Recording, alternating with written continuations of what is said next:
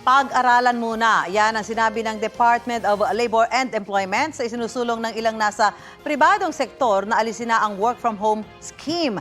Kailangan daw kasing ikonsidera ang mga industriyang mas nakikinabang sa ganitong setup. Sa panayam ng Superradyo DCWB, sinabi ni Labor Secretary Bienvenido Laguesma na mas akma ang ganitong work scheme kung online services ang trabaho. Kung isusulong na balik opisina na sila, baka maaari raw na ikonsidera ang hybrid setup. Ayon naman kay Eman David ng Alliance of Call Center Workers, hindi na gaya ng pre-pandemic ang dami ng mga pampublikong sasakyan tuwing gabi. Kaya raw mahihirapan sila kung balik opisina na talaga. Una na sinabi ng Private Sector Advisory Council at Employers Confederation of the Philippines na pabor silang tanggalin na ang work from home setup para maibalik ang mobility na makabubuti sa ekonomiya.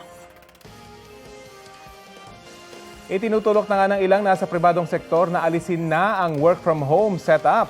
Napapanahon na raw kasi yan at para na rin mapabilis ang paglago ng ekonomiya sa bansa.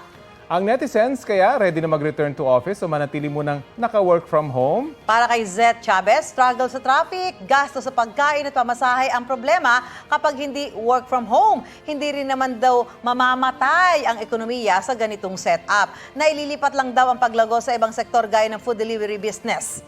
Mas maigi naman daw na meron pa ring work from home arrangement, sabi ni Virgilio Dedeles. Kadalasan kasi mas nagiging productive pa sa ganyang setup. Pwede raw gawing hybrid kung saan papapasukin ang empleyado ilang beses sa isang buwan. Nakausap din namin ang ilan pang manggagawang naka-work from home setup. Siguro depende pa rin yun sa kung anong klase ng trabaho. Sa IT industry, dati pa ini-implement yung work from home setup maski wala pa nung pandemic. Para sa akin, okay to retain it. Lalo yung mga single parent, yung mga may mga anak. Kasi para sa convenient din nila. And then aside from that, may mga malalayo rin kasi sites.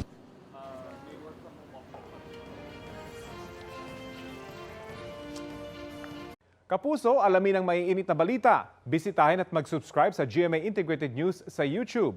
Sa mga kapuso abroad, samahan nyo kami sa GMA Pinoy TV at sa www.gmanews.tv.